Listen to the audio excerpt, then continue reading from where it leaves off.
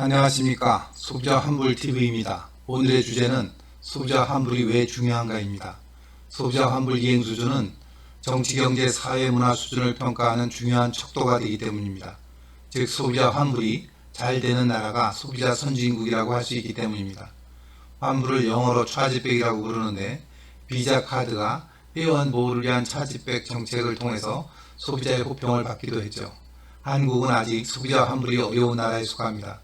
그것은 여러 가지 이유가 있는데 우선 소비자와 사업자 모두 환불에 대한 정보가 없기 때문입니다. 즉 소비자는 환불 요건에 대한 지식이 부족하고 사업자 측은 환불 여부에 대한 요건을 잘 모르다 보니 일단 거절하는 사례가 많아지기 때문입니다. 소비자 환불TV는 소비자 피해 사례를 중심으로 환불받기 위한 정보와 절차를 알려드리고자 합니다. 우선 최근 문제가 되고 있는 스터디 카페 환불 피해에 대해서 알아보겠습니다.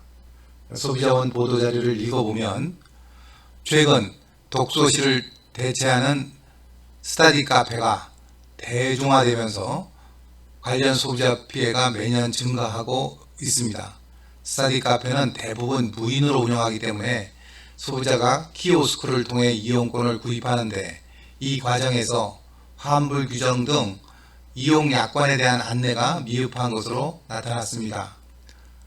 이로 인해서 소비자들이 중도에 해지하는 경우 이를 사업자가 거부하거나 또는 위약금을 과다하게 청구해서 소비자의 중도 해지를 방해하는 것으로 나타났습니다. 실제 최근 3년간 소비자원에 접수된 스터디 카페 관련 피해구제 신청건을 보면 총 114건이 접수되어 전년도 대비 40%가 증가한 것으로 나타나고 있습니다. 또 이 접수된 것 중에서 소비자 피해가 가장 많은 것이 계약 해지와 위약금에 관한 것으로 나타나서 총 85.6%로 나타나고 있습니다.